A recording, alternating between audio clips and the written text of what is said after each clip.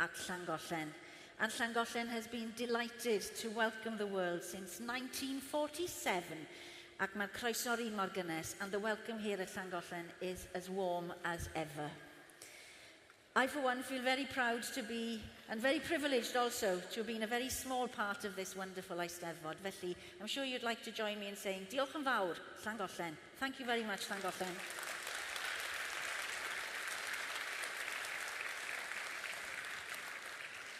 I'll be leaving you after this next segment, and then I'll see you later on tonight for the concert. But I'll be leaving you this afternoon in the company of a new member of the stage team, Steffan Rhys-Hughes. Now, he was with us yesterday if you were here for the Children's Day. Now, I say new to stage presenting, but not to this stage, because he has competed here many times over the years. And if you were at the Alfie Bow concert last year, you will recognise him instantly as one of the Welsh of the West End. So when he does appear later on stage, please give him a very warm welcome. I told him you'd all look after him very well, so don't let me down, okay? So he'll be with you later on this afternoon. But now we're delighted to welcome our special guest who will be delivering the Peace Lecture today. The Right Reverend and Right Honourable Dr. Rowan Williams. And he is joined on stage by Professor Chris Adams, mae e'n gadeirydd yr Eisteddfod, the chairman of the Eisteddfod, and Silana Kong, un o'r bwrdd ymddiredolwyr, and Silana is a board trustee. Rowch groeso cynnes i'r tri ohonyn nhw. Please give them a very warm welcome.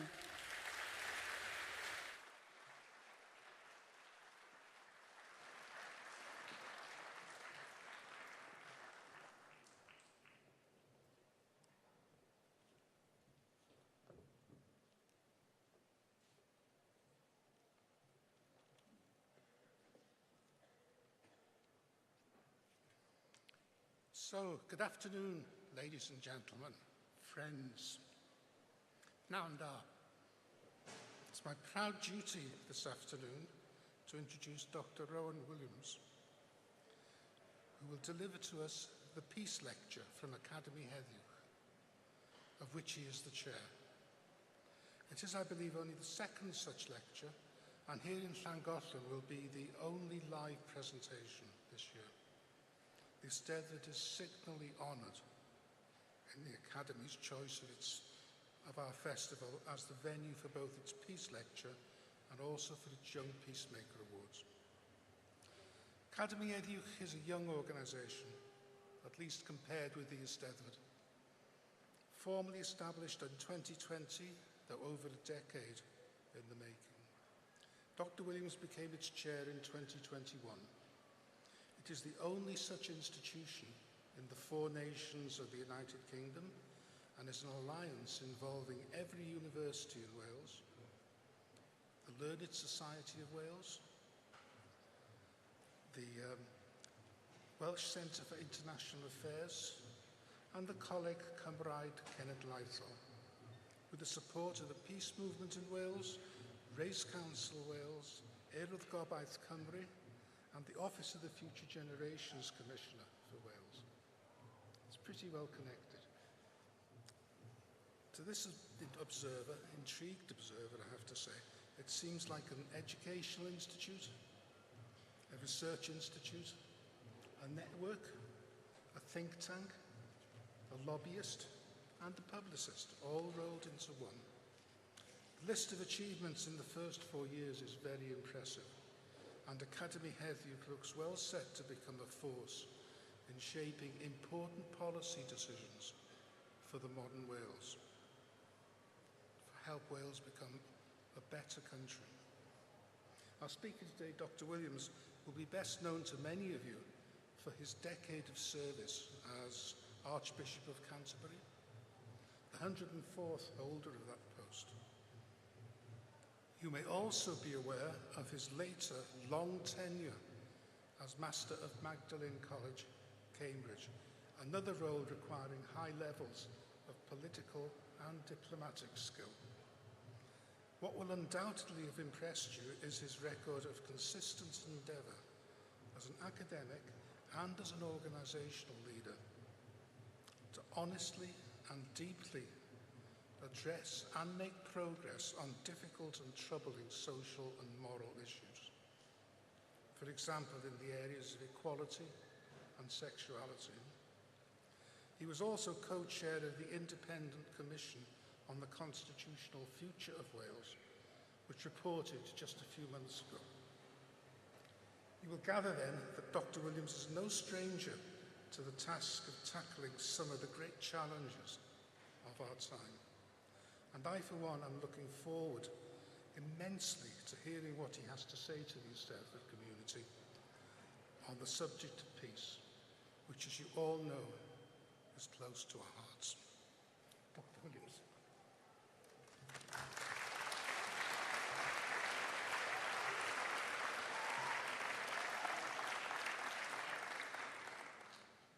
Diolch yn fawr iawn, Chris. A diolch am gwahoddiad I fod yma. It's a great privilege and a great pleasure to be part of this event. I'll be speaking partly in Welsh this afternoon, and since there's no simultaneous translation, I shall attempt to make sure that what I say in Welsh will also be available in English. So bear with me if I do a little bit of on-the-spot translating.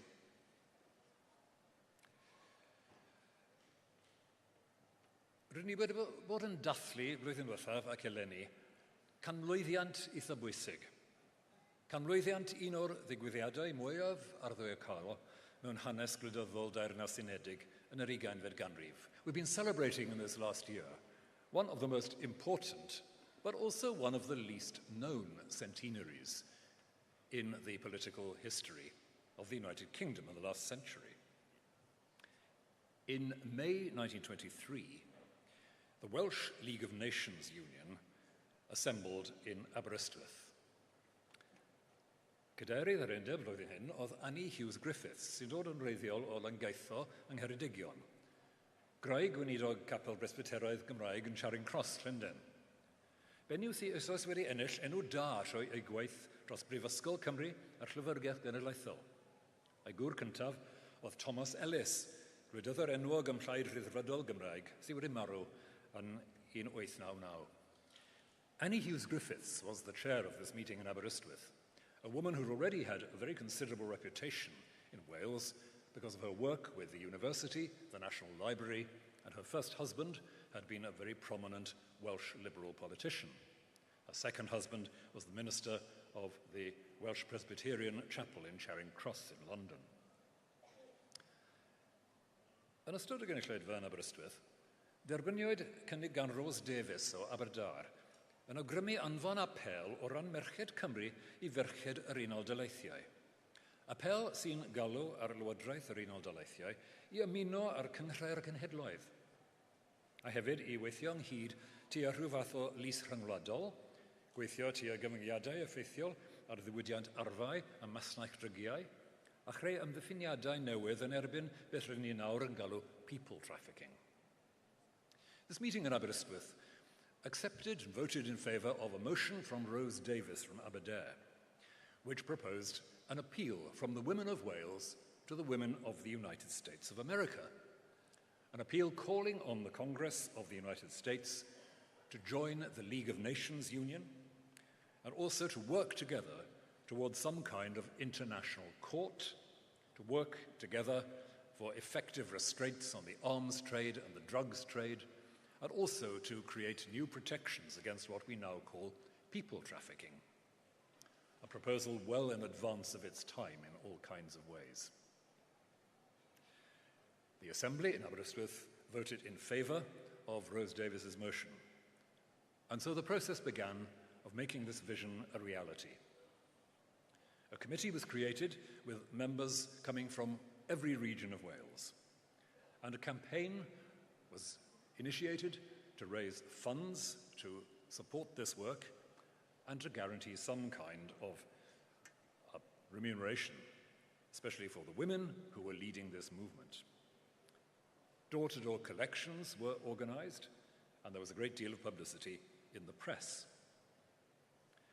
Some of those who cooperated in this work, Mary Ellen Pritchard from Pwllheli is a good example, saw this as a real spiritual vocation, not just a task to be fulfilled. And one of the results of attitudes like this was that rather less money turned out to be necessary. There's nothing like committed vision for saving expenditure at times. And that meant that although the fundraising campaign was rather less successful than people hoped, the work went on without any problem at all. Parhaodd y gwaith heb unrhyw problem gyda gefnogaeth mwy na 400 ysgrifennyddwyr lleol. More than 400 local secretaries supported this work. Roedd ymgyrch am gronfa ac am lofnodion hefyd yn ymgyrch addysgol boblogaidd. Roedd y trefnyddion yn gwneud ei apel yng nghyd-destun cyfarfodau sy'n cynnwys esboniad ofalus a thrafodaeth drwyadl o'r rasianal a phwrpas y ddogfen. A roedd hwn siwr o fod yn elfen bwysig proses addysgol, proses o greu gweledigaeth gyfunol yn wyneb sialens gyfunol. Rhywbeth rydyn ni eisiau dysgu yn ein cyd-destun cyd-ymdeithasol a diwylliannol heddiw. There was a great emphasis in the campaign for funds and for signatures. Great emphasis on doing this work in the context of an educational process. So there was opportunity in fundraising meetings to explain the rationale and the purpose of the appeal. And that played a very significant part in making this a matter of creating a shared vision in the face of a shared challenge. And that's something which we could do with learning something from in our own cultural and political context now, I suggest. Ac un o'r pethau mwyaf nodedig yn y proses oedd bod yr ymgyrch yn dod ynghyd â phobl o gefndir a chyffes mor amrywiol. Cymerwyd rhan bwysig yn ddigon naturiol o gofio cefndir Annie Hughes Griffiths ei hun, gan bobl oddi wrth gymunedau yn draddodiadol, anghydffurfiol a rhyddfrydol. Ond peth rhyfedd yw cefnogaeth sy'n dod o chwarterion annisgwyliadwy. O'r Blaid Lafur, oedd Rose Davies Aberdâr yn fywiog iawn mewn Plaid Lafur yn Ne Cymru, enw cynefin ei lawer o bobl fel ynad a fel gadeirydd feniwaid gyntaf Pwyllgor Addysg Cyngor Sir, a chefnogaeth hyd yn oed o'r Blaid Gedwadol. Roedd llawer o offeiriadau yr Eglwys yng Nghymru yn cyfranogau yn y prosiect, gweithaf hanes chwerw diweddar o ymdrech am ddatgysylliad yr Eglwys Anglicanaidd. Oedd Graig Archesgob Cymru, Margaret Edwards, yn lansio'r cynnyrch yn Llanelwy. One of the most remarkable things about this project was that it drew people from every social and confessional background in Wales. It was a time of political and religious tension, but people from the Labour Party and even the Conservative Party backed this project. Rose Davies, who proposed the motion in Aberystwyth, was well known as a local magistrate and the first female chair of a county educational committee in Wales. Nonconformists and Anglicans, despite the bitter controversy over disestablishment, joined in. Clergy of the Church in Wales were prominent in the process, and the appeal was launched in St Asaph by the wife of the Archbishop of Wales, Margaret Edwards.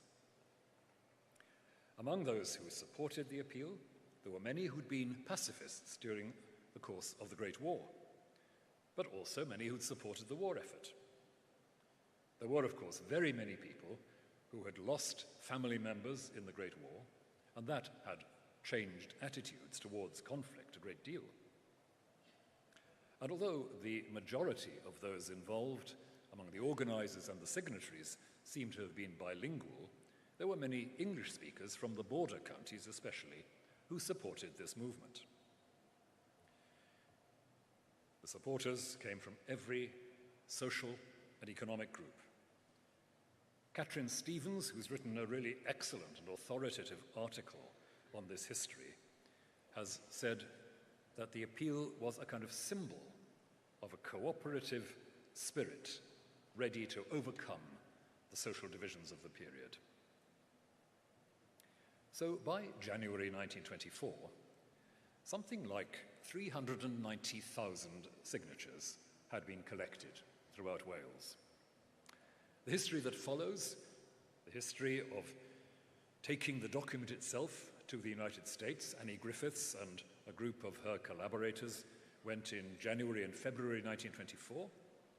The history of how this appeal was received enthusiastically in America from east to west, the history of all those meetings which took place between supporters of the appeal and some of the leaders of American society, including even President Calvin Coolidge.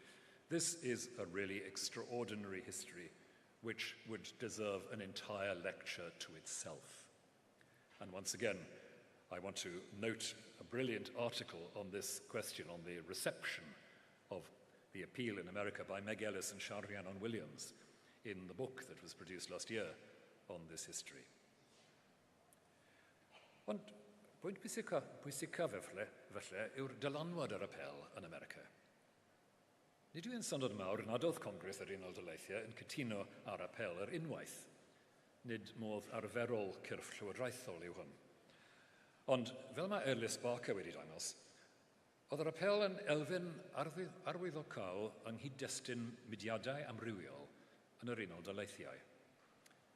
Cyfnod anodd iawn oedd y 20au yn America, gyda drwgdybiadau ynglyn â chomunyddiaeth, argyfwng economaidd digyffelyb, a llawer iawn o bwys a thundra cymdeithasol. Mewn cyfnod fel hyn, nid oes llawer o le ym blaidieith anheddwch, ond effaith hyn oll oedd bod angen mawr cefnogaeth a chydymddibyniaeth ar y rhai sy'n dal i weithio mwyn byd di-ryfel, i fenthyg y geiriau ar apel.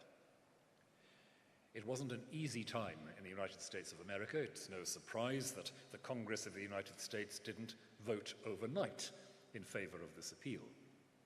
But what happened was that in a period when international support for peace movements in the States was more than ever necessary, the presence of this appeal in the United States of America did have a galvanizing and even a transforming effect on work towards a world without war, in the very pregnant words of the appeal itself.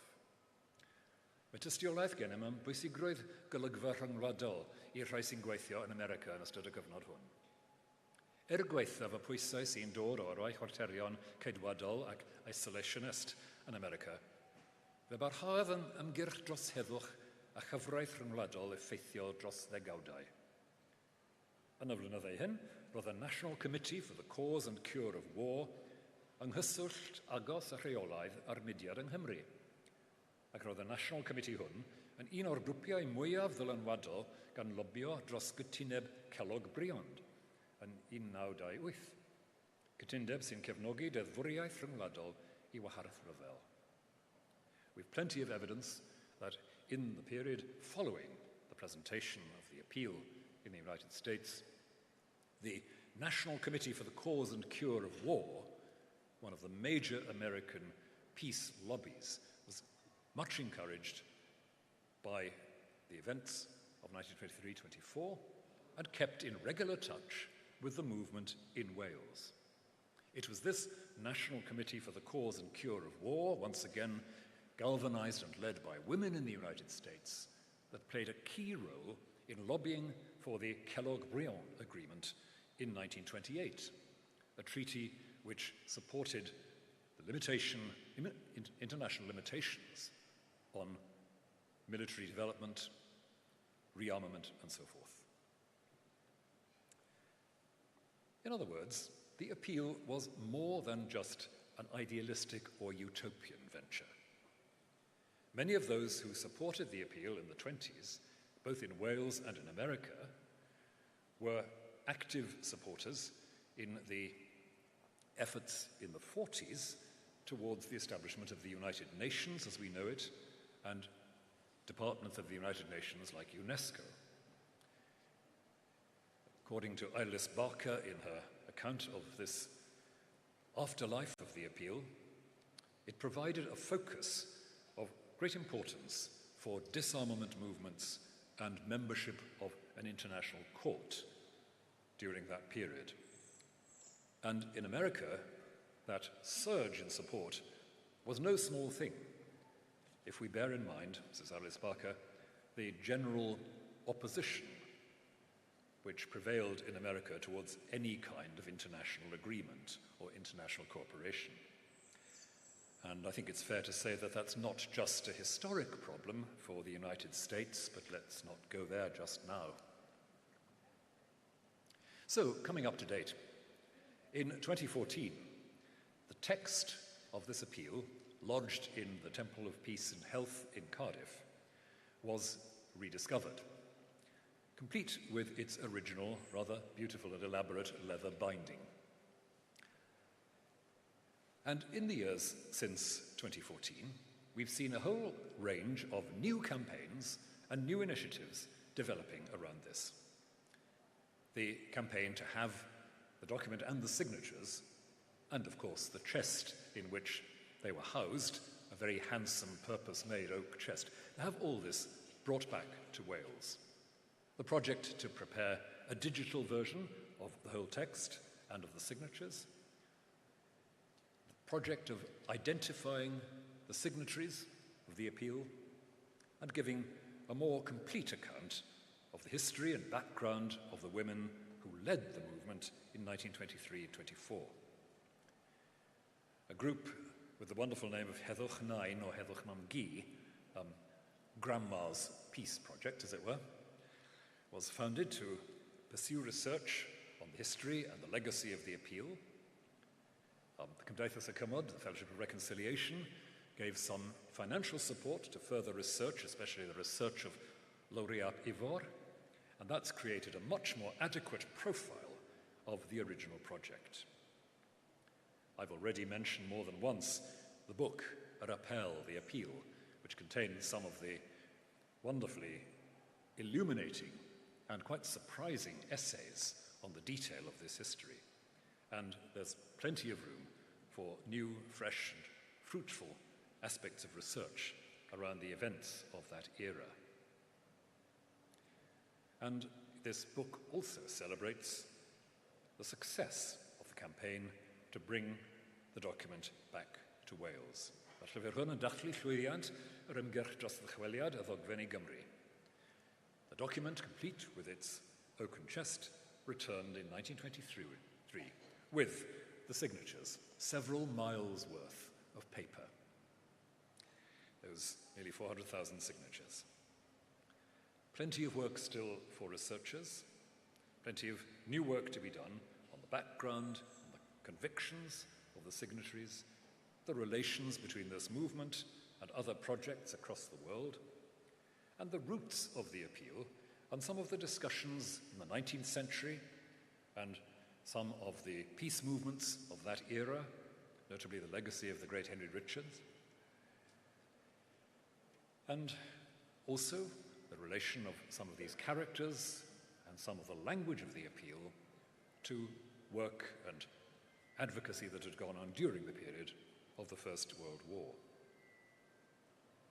So everything that's been done so far in these recent years about the appeal has made possible a more adequate understanding of the history of peace movements of the last century, not just in Wales, but worldwide. A hyd yn oed mwy na hyn, mae hanes yr apel yn bwrw golau ar cwestiynau pwysig iawn am natur diwylliad democrataidd. Cwestiynau tyma bach yn dair i ni heddiw. Yng ngweddill y darlith hon, byddwn awgrymu nifer o bynciau lle rydyn ni gallu dysgu rhywbeth o enghraifft Annie Griffiths, Rose Davies, Mary Ellis, a'r holl cwmwl tystion y mudiad yr ni wedi bod yn amlinellu tan y pwynt hwn. The history of the appeal throws light not just on questions of war and peace in the past, but on a whole set of issues around the nature of democratic culture, questions that are really quite urgent for us today. And so in what I have left to say, I'll be suggesting a number of areas where I think we can learn something important from Annie Griffiths and Rose Davies, Mary Ellis, and the whole cloud of witnesses of this movement that we've been thinking about so far. What lessons then should we be learning? Emerging from what we've just been considering about the impact of the appel in the United States, there's a very important point about the significance of the international voice of civil society.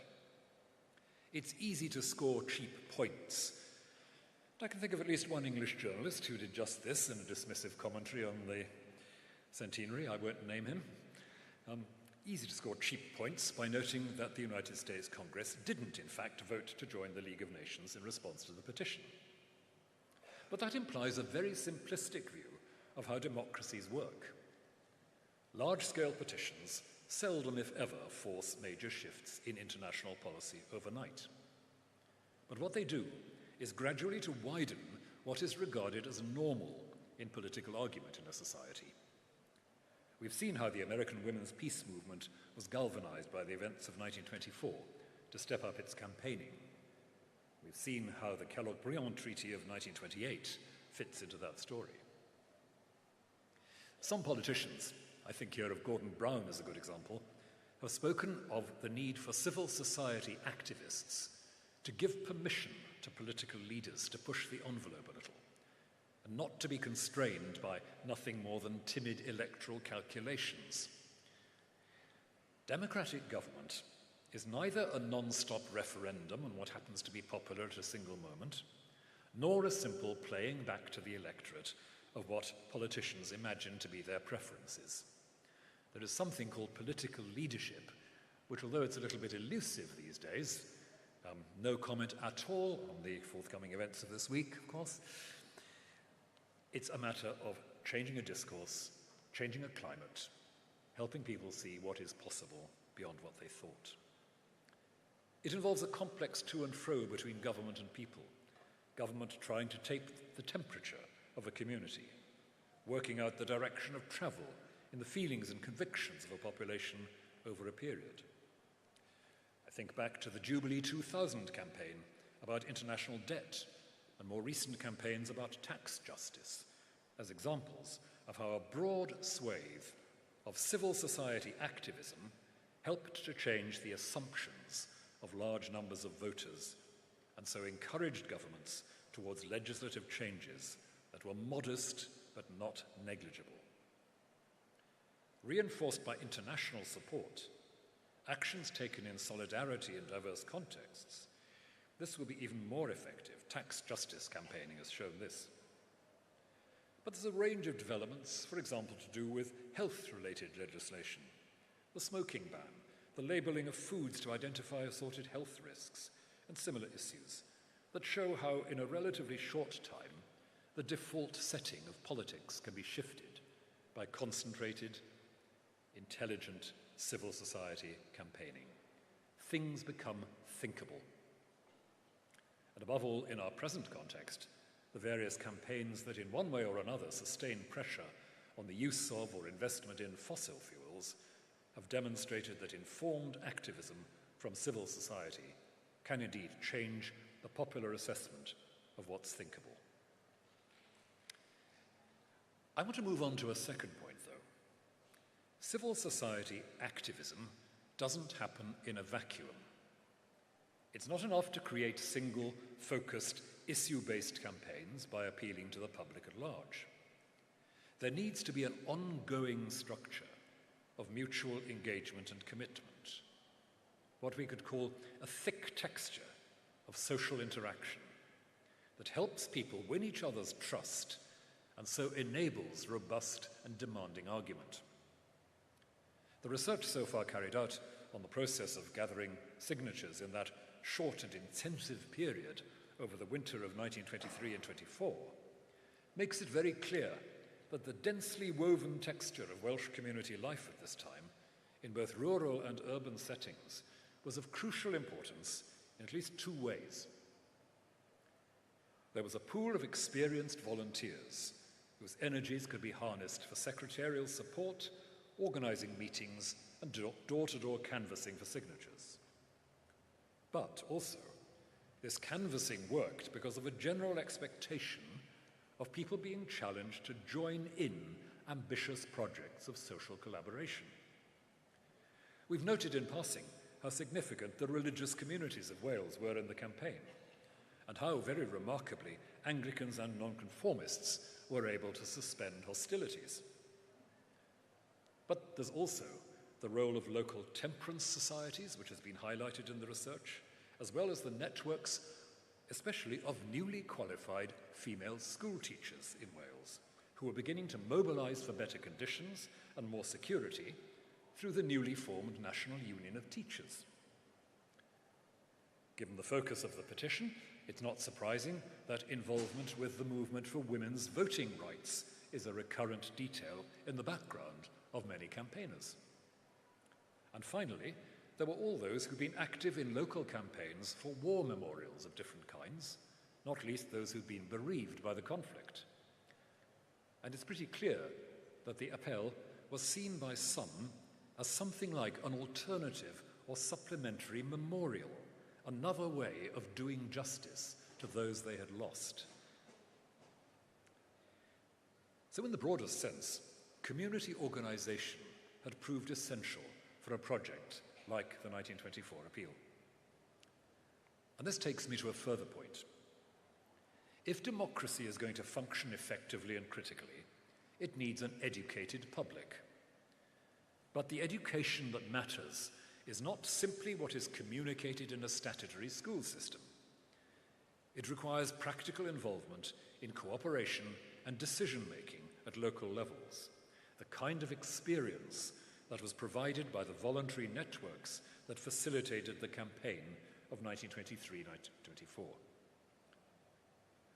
A political system in which the citizen is seen as passive, except when actually voting, is set up for disaster, for cynicism, for populist reaction, for a growing tendency to regard a political career as unthinkable for people with principle and critical intelligence.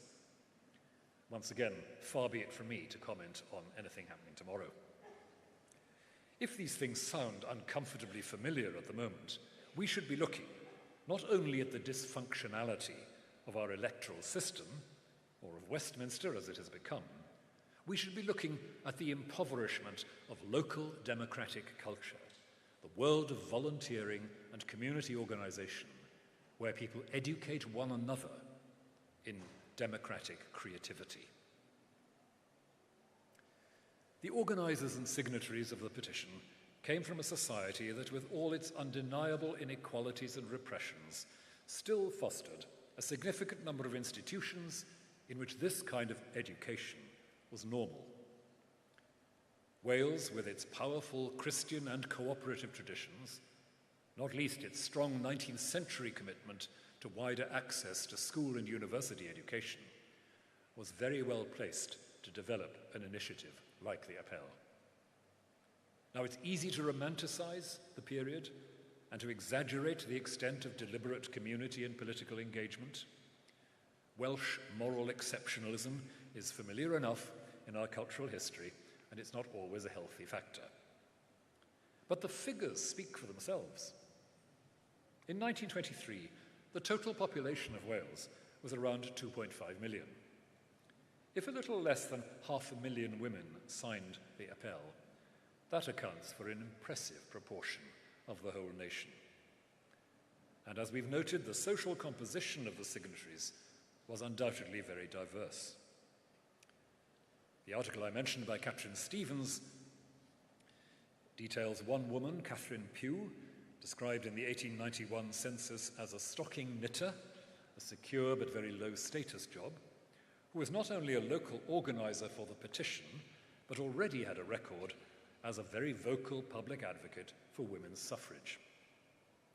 The continuing research that Academi Heddwch Cymru is sponsoring and supporting on the backgrounds and convictions of the signatories will reveal more about the democratic profile of the women who supported the petition. But we already have enough evidence to challenge any conclusion that they came from a narrow band of the prosperous or even the pious. But the final point that has to be made is that for all this variety, the petition reflects what can only be called a level of ethical literacy in Welsh society. Ethical literacy. That's not to appeal to a lost golden age of Welsh moral purity. From Caradog Evans to Byron Rogers, we've had plenty of satirical deconstructions of that kind of nostalgia. But what's at issue is something more nuanced, something to do with those moments in history where a critical mass of the population is able to identify aspects of a system, national or international, as destructively inhuman and morally unsustainable. It's the moment of Solidarność in Poland in the 80s, or the Velvet Revolution in Prague. Further back, the end of Salazar's regime in Portugal, the moment at which Nelson Mandela could briefly capture the idea of an alternative to an uncompromisingly bloody revolution in South Africa and make that persuasive for black and white alike.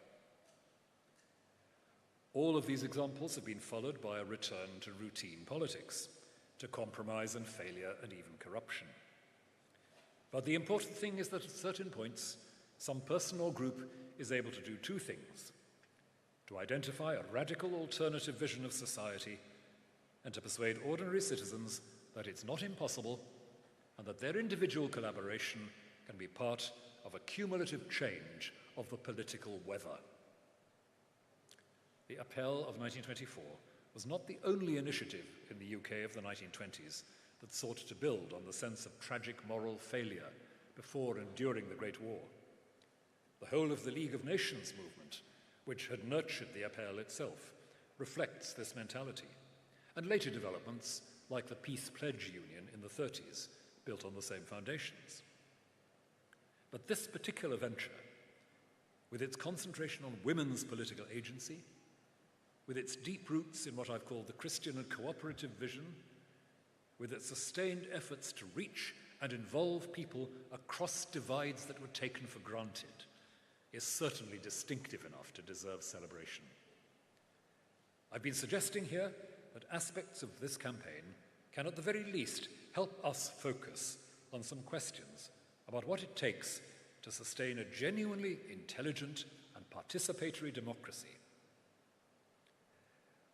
I won't apologise for casting a sideways glance to the work of the Commission on the Constitutional Future of Wales, which reported in January of this year, and which underlined precisely some of these points about the need to build not just constitutional structures, but a culture of inclusive democratic optimism.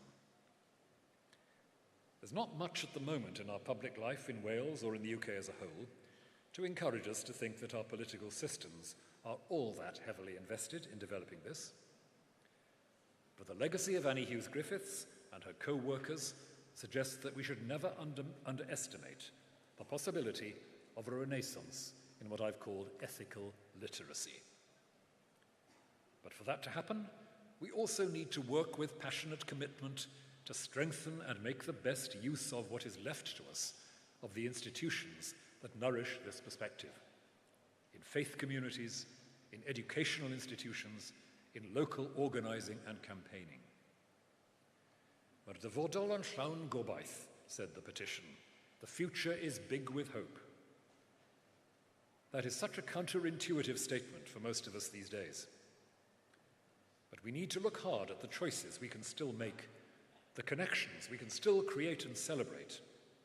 And where better to do that than in the context of this Llangollen Eisteddfod? We don't have to be passive political consumers who occasionally take part in an opinion poll called an election.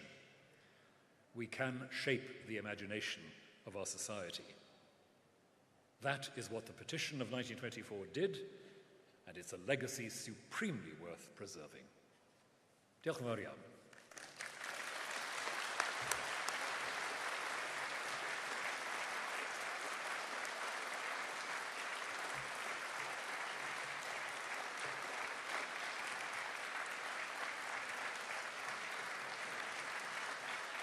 Diolch yn fawr, Dr. Rowan Williams, Professor Chris Adams, and dear guests, thank you for being here today.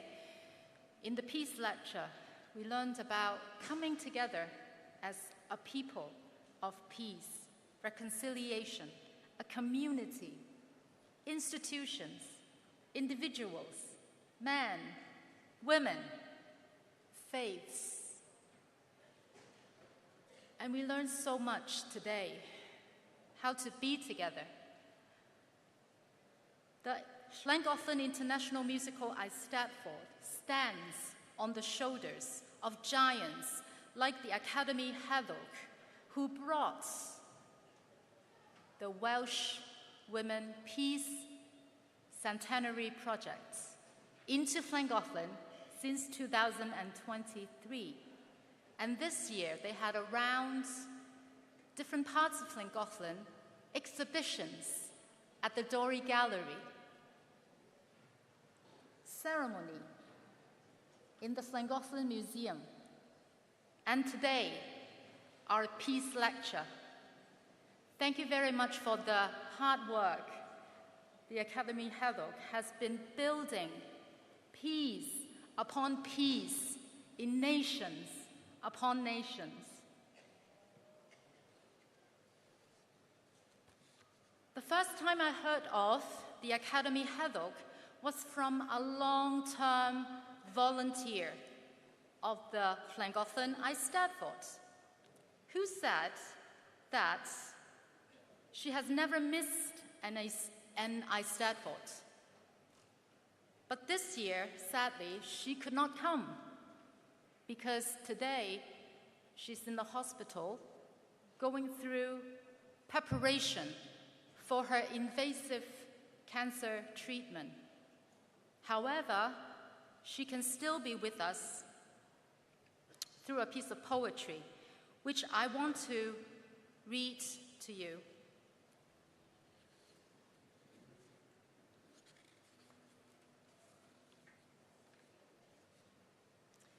To better times.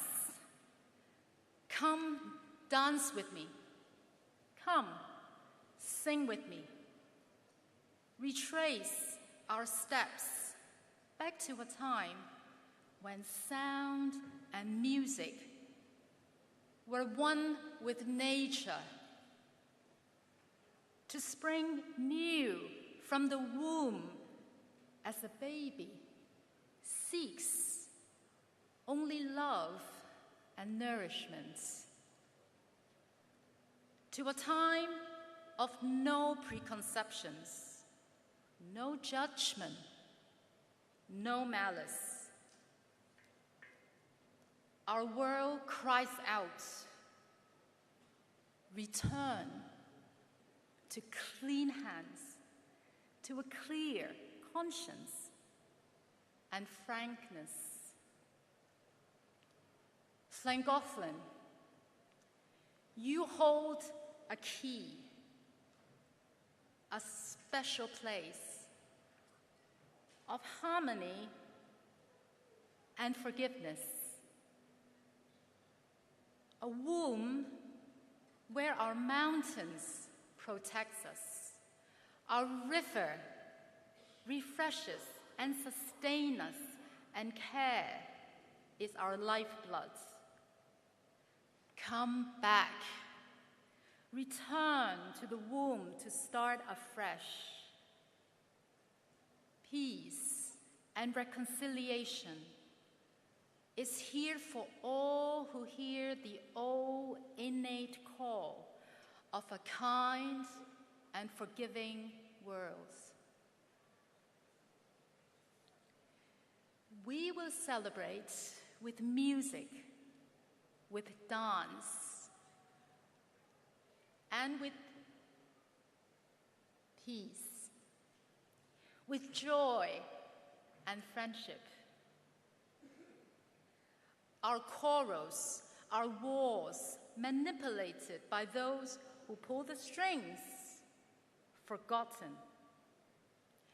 And peace, perfect peace. Moira Gleed, 2024, 3rd of July. This is one of the many, many volunteers that helped during the Llangollen International Eisteddfod for the past 77 years. Every single one of them are giants. And together with Academy Heddwch and the International Musical Eisteddfod, we work together creatively with our new imagination. There is way more we could do. Diolch yn fawr.